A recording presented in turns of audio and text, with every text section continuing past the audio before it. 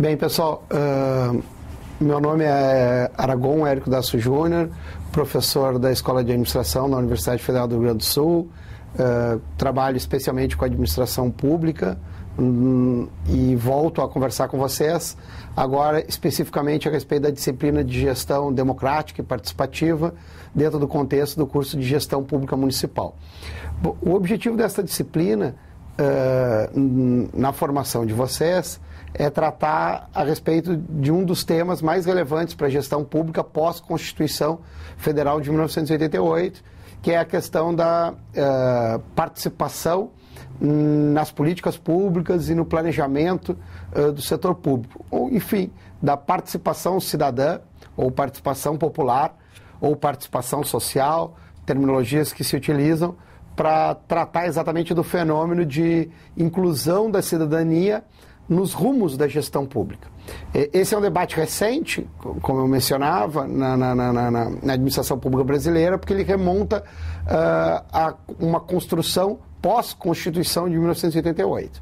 O objetivo da disciplina, portanto, é refletir a respeito da relevância do princípio da participação cidadã na gestão pública, dentro desse marco constitucional e dentro do marco infraconstitucional, especialmente daquele marco legal que trata da questão municipal. Esse é um vídeo de apresentação da disciplina e eu vou aproveitar também para fazer alguns comentários a respeito do conteúdo de forma genérica que aborda o fenômeno da participação.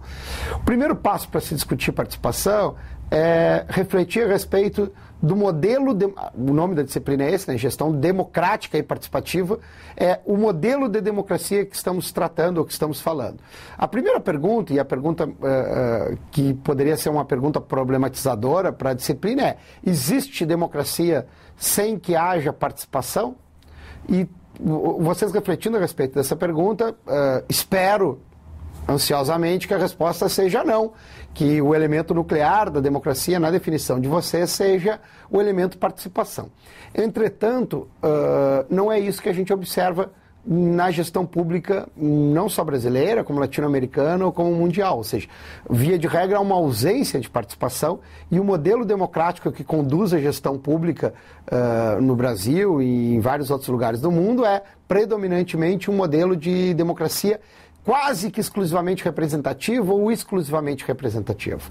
Então esse é o ponto, ou seja, como eu incluo a participação na gestão pública, radicalizo no fenômeno democrático e, de fato, modifico a gestão pública, se esse era o pleito do Constituinte lá em 1988.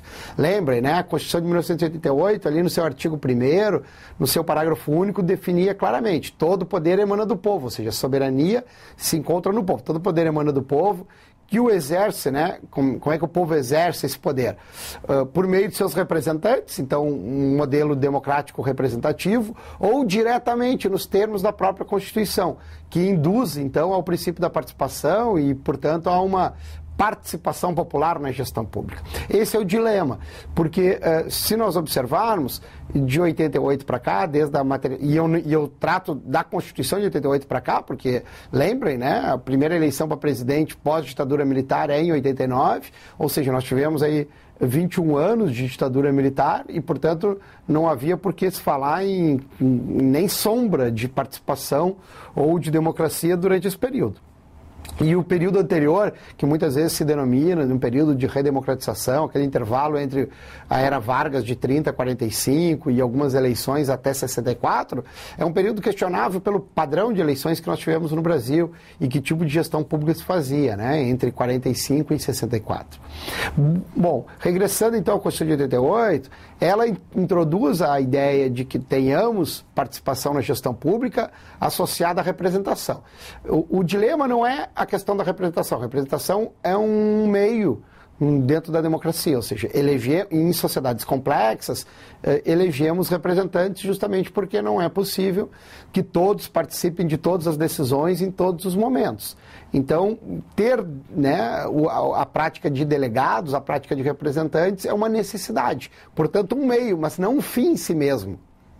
Diferentemente da questão da participação. A participação é um elemento finalístico, porque a participação é um elemento emancipatório do cidadão. E que para que se concretize, para que se realize, precisa fazer parte da tomada de decisão. Vejamos, então, tratemos disso de forma específica.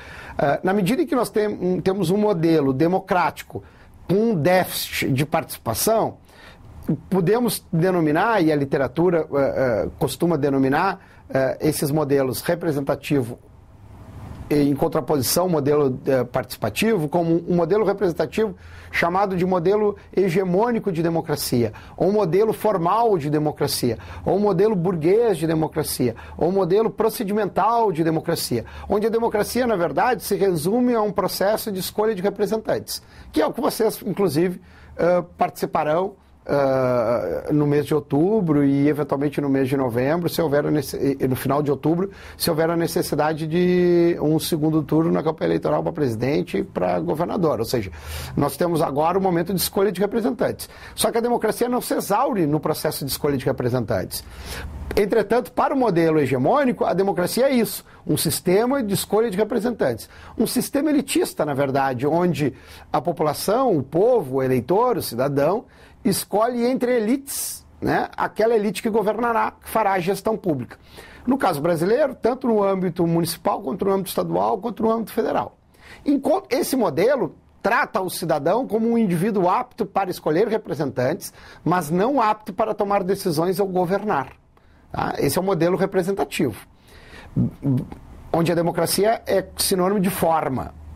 Existe, de outra banda, uma democracia conhecida, um modelo conhecido como democracia contra-hegemônica, que é a democracia que trata a questão da participação como um valor. Ou seja, a democracia passa a ser recheada ou permeada de conteúdo. E essa democracia com conteúdo, ou democracia participativa, também recebe denominações variáveis como democracia deliberativa, democracia radical. Essa democracia, ela utiliza da participação cidadã como protagonista do processo e não apenas como um elemento complementar. E a representação é que passa a ser o elemento complementar, ou que passa a ser o elemento acessório à questão participativa. Bom, essa democracia contra-hegemônica é a que nos interessa, porque é a partir do conceito de democracia contra-hegemônica que nós criaremos mecanismos de participação ou não. Bom, então essa é a base teórica que permeia a nossa discussão. Democracia hegemônica versus democracia contra-hegemônica. Né? E entendido bem, a discussão aqui não é se a democracia se a representação pode conviver com a participação. A questão central é a participação é o elemento nuclear e a representação é um meio para o modelo democrático. Tá? Bom, dito isso, entramos agora de pronto na questão da gestão pública e como esse modelo pode se implementar ou deve se implementar a partir da Constituição de 88. A grande questão é possível identificar experiências ou práticas participativas no contexto do modelo democrático brasileiro, especialmente experiências de gestão que realmente sejam participativas? Ou seja, experiências de gestão pública, em particular até no âmbito municipal, em que a participação popular, que a participação cidadã seja um elemento importante na condução da gestão ao longo de um ciclo, né, político? Bom, a resposta é, infelizmente, até esse momento, pessimista, ou seja, nós encontramos pouquíssimas experiências de participação popular ou participação cidadã. Agora, encontramos elementos que qualificam o fenômeno democrático no Brasil de 88 para cá, encontramos, mas que não necessariamente caracterizam experiências participativas. Encontramos, por exemplo, um rol de experiências ou de práticas que se encontram no campo do controle social ou no campo da transparência. Então, vamos estabelecer essa diferença. pelo menos para ajudá-los na interpretação das várias práticas participativas ou pseudo-participativas que nós enfrentaremos, né, e que vocês no dia a dia da gestão pública também enfrentam. A transparência, ela na verdade é uma acepção do princípio da publicidade. A transparência é uma inovação importante na gestão pública pós-88, porque ela opera o princípio da publicidade não apenas como uma publicação de atos oficiais, mas como uma tentativa de fazer com que o cidadão tenha acesso a informações e, tendo acesso a informações públicas, possa efetivamente fazer controle sobre a gestão pública e participar dessa gestão pública. Então, numa escalinha ou pensando em degraus, a transparência seria o nosso degrau mais elementar. Tá? Isso, a gente tem experiência de transparência no Brasil? Tem, um conjunto delas. Especialmente um conjunto de mecanismos digitais, ou seja, a gente vem criando experiências como Portal da Transparência, cada vez a gente coloca mais dados a respeito da gestão pública nesses portais, cada vez a gente divulga mais informações a respeito da administração pública. Um exemplo importante de qualificação do princípio da transparência na administração pública é a Lei de Acesso à Informação, que possibilita que o cidadão tenha acesso à maioria das informações do setor público, né? Ou seja, exceto aquelas que são reservadas, ou sigilosas, ou ultra sigilosas. Então, essa prática da transparência é uma prática que a gente vem construindo no Brasil pós-88 e com o incremento de modelos digitais, a gente vem, inclusive, acelerando, vem se tornando referência. É o campo, por exemplo, da discussão do governo eletrônico, é o campo da discussão de ter acesso a informações, inclusive prestação de serviços. Mas transparência não significa participar da gestão. Posteriormente, seguindo nossos degraus, ou seguindo a nossa escala de experiências participativas ou pseudo-participativas dentro do ambiente democrático, nós temos o fenômeno do controle social. O que é o fenômeno do controle social? É a possibilidade que o cidadão, de forma individual ou de forma coletiva, através de organizações coletivas como movimentos sociais, organizações não governamentais da sociedade civil, que ele exerça controle sobre a administração pública, né? Quando nós pensamos no controle sobre a administração pública, via de regra, pensamos no controle oficial, no controle administrativo, legislativo, judiciário e mecanismos oficiais de controle sobre a administração, mecanismos de auditoria, mecanismos de ações judiciais, como ação popular, mandado de segurança, CPI. A auditoria pode ser do Tribunal de Contas ou uma própria auditoria administrativa, como no caso dos tribunais de contas, das controladorias gerais, né, tipo CGU, ou no caso do Rio Grande do Sul, a CAGE, Contadoria, Auditoria Geral do Estado, ou no caso dos municípios, departamentos de auditorias internas, da própria prefeitura ou de secretarias, enfim. Há mecanismos dos mais diversos de controle oficial na administração pública. Via de regra, esses mecanismos, na sua maioria, fazem um controle chamado controle vinculado, ou seja, verificam se os atos administrativos são legais ou não, né? Quando falamos de controle social, estamos falando de uma outra natureza de controle. Estamos falando de um controle que não é apenas vinculado, mas é também discricionário, ou seja, um controle a respeito do mérito também. Um controle onde a população avalia os atos de gestão e verifica se eles vão ao encontro das necessidades da coletividade ou não.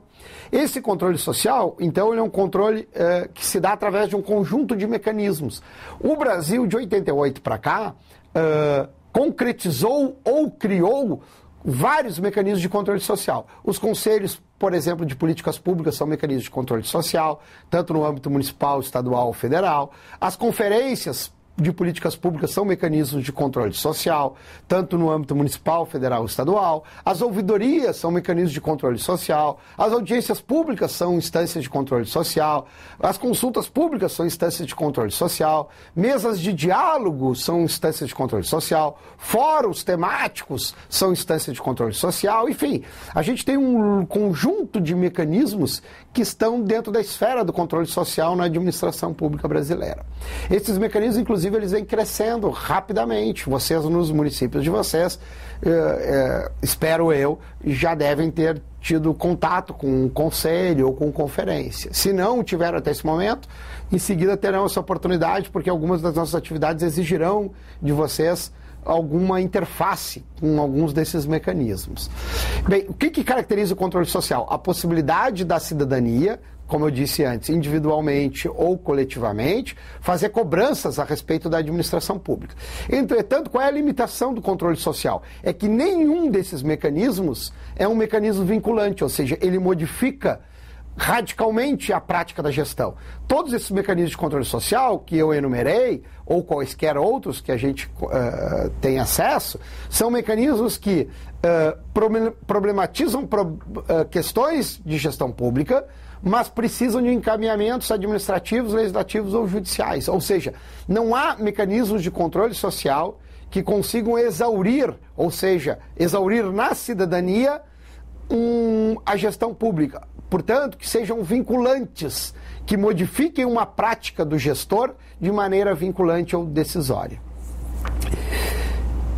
E, finalmente, na nossa escadinha, no nosso último degrau, teríamos a figura da participação popular ou cidadã ou social, terminologias que a gente encontra na gestão pública brasileira. Para que haja participação popular, deve haver uma interferência na tomada de decisão de maneira vinculante. Ou seja, o cidadão deve compartilhar da decisão sobre um determinado processo administrativo de maneira vinculante, ou seja, onde a manifestação do cidadão de maneira individual ou coletiva vincule a decisão do gestor público. E aí é que temos o grande déficit na democracia brasileira, porque temos mecanismos desses, previstos inclusive na Constituição, outros mecanismos que foram criados de maneira infraconstitucional, de maneira legal ou de maneira não institucionalizada, mas esses mecanismos têm limitações. Por exemplo, comecemos pelos mecanismos que estão previstos na Constituição, tais como o referendo e o plebiscito. A lei de iniciativa popular ela tem características mais específicas, mas o referendo e o plebiscito têm um potencial de participação popular. O referendo e o plebiscito, quando utilizados, podem fazer com que o cidadão tome uma decisão que contrarie, inclusive, a priori, uma decisão do gestor e que modifique a decisão do gestor. Qual é o problema quando falamos em referendos ou plebiscitos? A ausência de prática. Se nós pensarmos efetivamente na efetividade desse mecanismo, nós lembraremos que no âmbito federal houve um plebiscito de 88 até este momento, um único plebiscito, que foi o plebiscito de 93, com relação à forma de Estado e regime de governo, e um único referendo a respeito da comercialização de armas em 2005. Portanto, se em 25 anos de experiência, mais de 25 anos de experiência de uma Constituição, nós tivemos apenas uma prática de referendo e uma prática de plebiscito, podemos afirmar com segurança que isso não faz parte, que esses dois modelos de modelos potenciais de participação cidadã não fazem parte da rotina da gestão pública brasileira. Dito isso, pensemos em outras práticas que poderiam radicalizar, como o orçamento participativo. Qual é o limite do orçamento participativo? Uma prática efetivamente de participação, limitada ao investimento, mas de participação, onde o cidadão toma decisões, vai depender muito do arranjo institucionalizado do orçamento participativo, porque o orçamento participativo no Brasil normalmente não é institucionalizado, está restrito ao poder local, nos interessa especialmente por causa disso, ou seja, nos interessa porque é uma prática de gestões municipais. Então há experiências de orçamento participativo com potencial, de fato, de decisões vinculantes da cidadania. Mas cuidem qual é o grande limitador do orçamento participativo na gestão pública brasileira. Ele, quando se realiza quase que à margem da lei, ou seja, está muito mais associado a uma política de governo, porque os governos que implementam políticas de orçamento participativo normalmente não o fazem através da legalização do orçamento participativo, o fazem através de atos administrativos e, portanto, qual é o déficit que deriva daí? É a possibilidade que um novo gestor público, com uma outra concepção democrática, congele uma experiência de orçamento participativo ou elimine ou extingua uma experiência de orçamento participativo. Então, o orçamento participativo, via de regra, no Brasil, ele é não institucionalizado e, em segundo lugar, ele está, como eu disse, restrito ao poder local.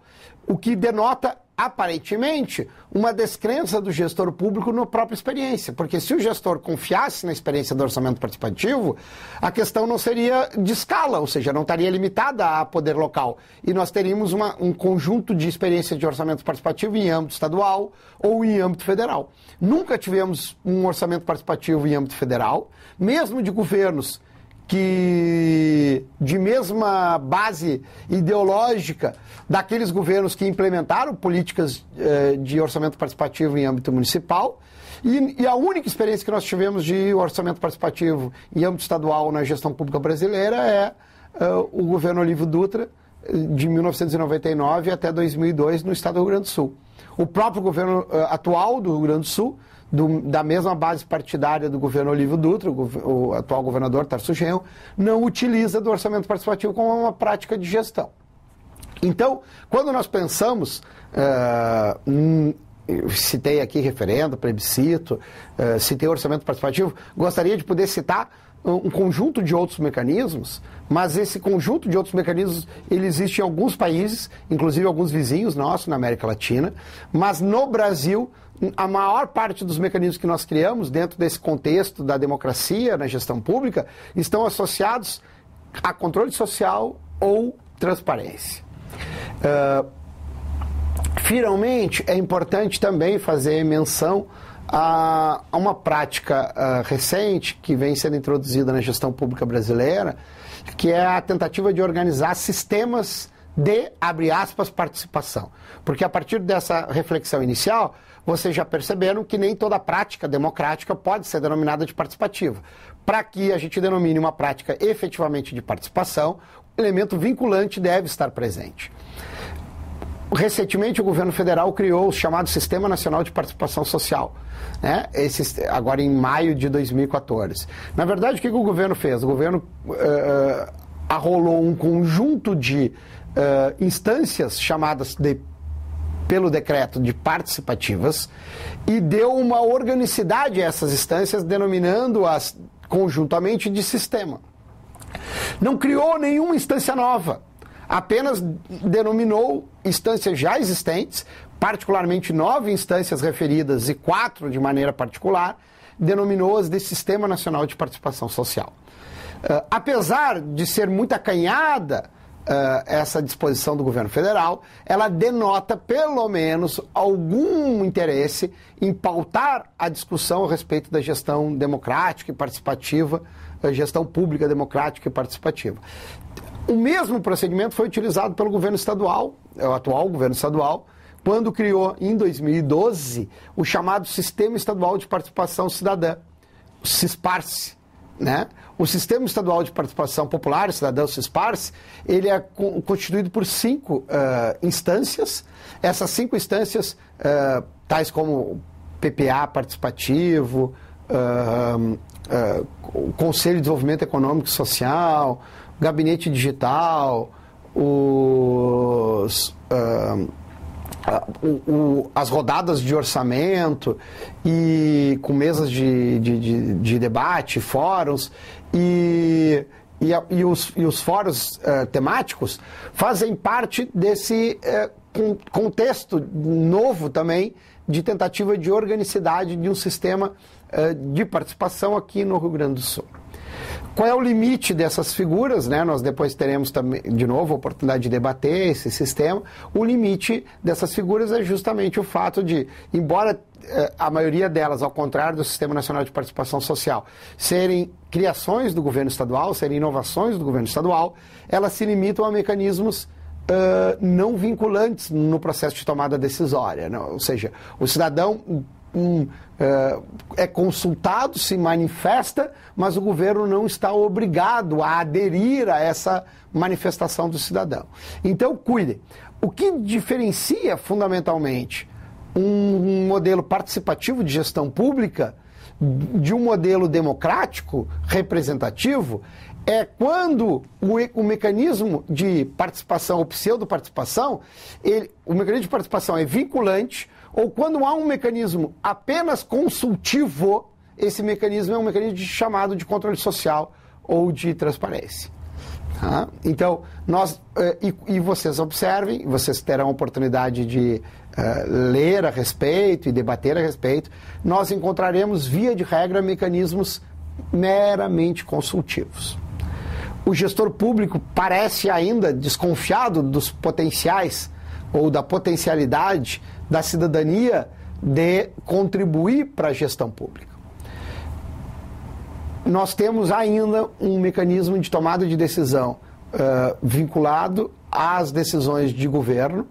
Portanto, nós temos ainda uma prática de gestão pública muito elitista, muito representativa e, algumas vezes, tecnocrática ou exclusivamente tecnocrática, baseada, ancorada, justificada a partir da tese de que a técnica resolve com melhor acerto do que a política. Ou seja, a técnica prevalece sobre a política e, portanto, a maior parte das nossas decisões são decisões tecnocráticas, decisões técnicas, em detrimento de decisões políticas, que exigem um debate da cidadania e que exigem, inclusive, não só um debate, como um processo de deliberação prévio à tomada de decisão, onde a própria cidadania, ao tomar conhecimento de uma determinada matéria e refletir sobre essa matéria e formar opinião sobre essa matéria, se emancipa em relação ao gestor.